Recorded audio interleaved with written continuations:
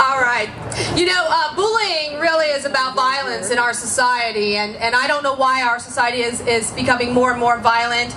You know, a lot of people say kids are watching video games, kids are doing this. I don't know why, but we do have an organization here in Central Ohio and throughout all of Ohio now, actually, that deals directly with violence and victims of violence. And so now I'd like to bring to the stage the Executive Director of the Buckeye Regional Anti-Violence Organization, Bravo, and her name is Gloria McCauley.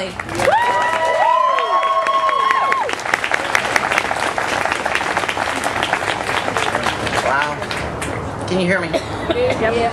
I don't usually have a problem being heard. I'm standing here looking out at a crowd and a pretty large sea of purple. I'm kind of struck by two things. The first is we who are here are the fortunate ones. We're fortunate to be alive.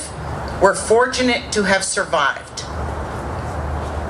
We're fortunate enough to be connected enough with a community to know that this is happening. And we're fortunate enough to care about our youth. The second thing that strikes me is the people who are not here. Rural folks, particularly youth, living in isolation and fear, no access to resources,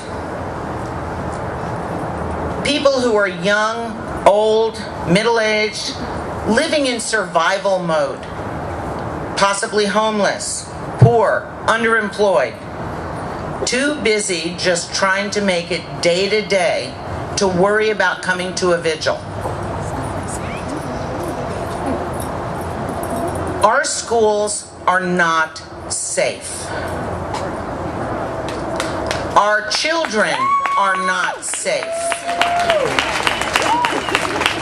Bullying is destroying kids' lives.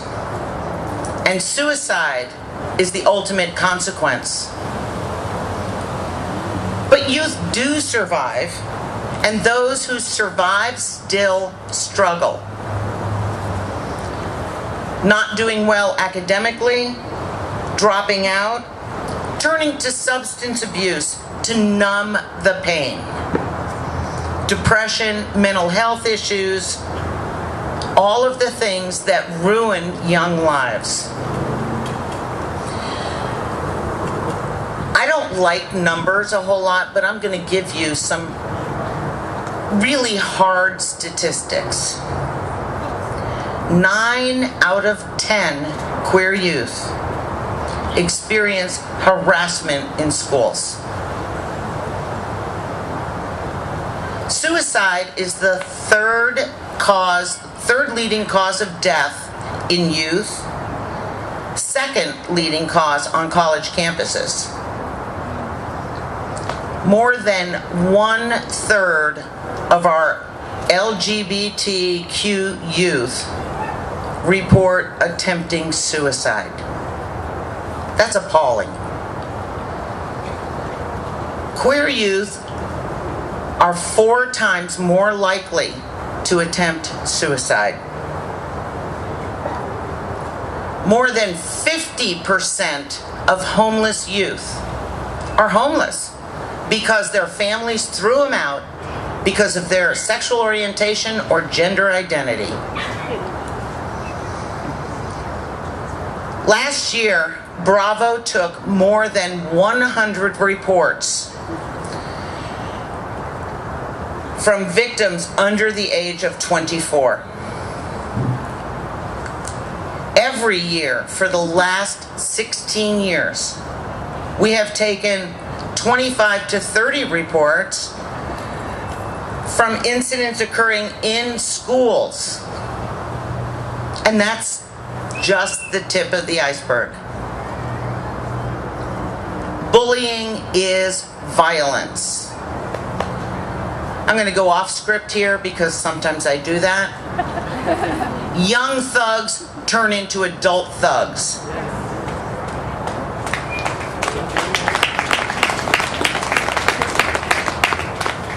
And I believe we have all experienced that in some way, shape, or form. If it's not interrupted, it will continue.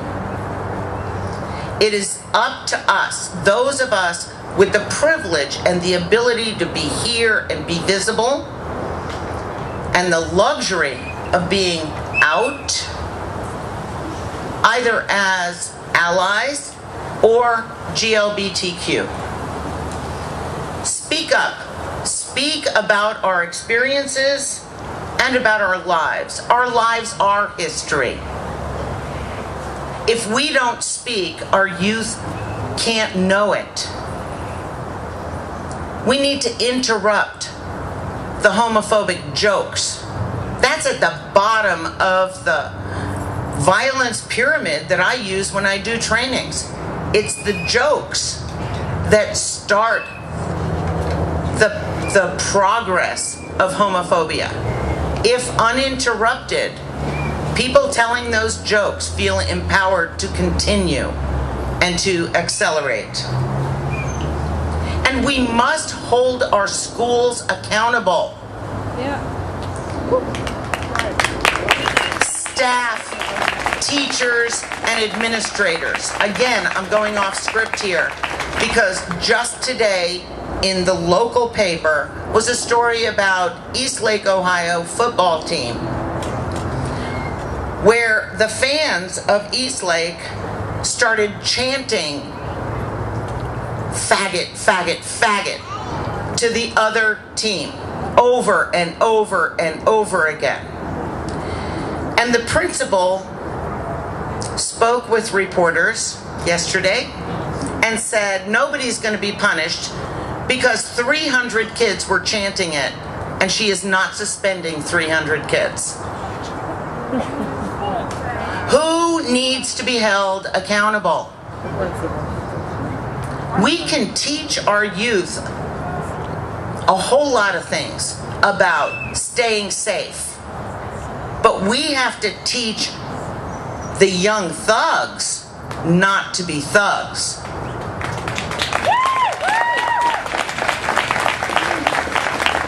Schools need the tools and training to do that effectively. And we must insist that they get those tools and training. As a community, and I view this as a community, we have got to do something. We can stand here day after day talking and listening. It's action that we need. Organizations that serve LGBT youth need our support. Organizations that serve all youth need to be accessible to queer youth. Our kids need our help. Queer kids have been dying for years, and nobody seemed to care. Well, we care. We're here. The world needs to get the message. Enough is enough. One more teen suicide is unacceptable. One more ruined life will not be tolerated. Our youth deserve a chance at success, at happiness, and at life. Thank you.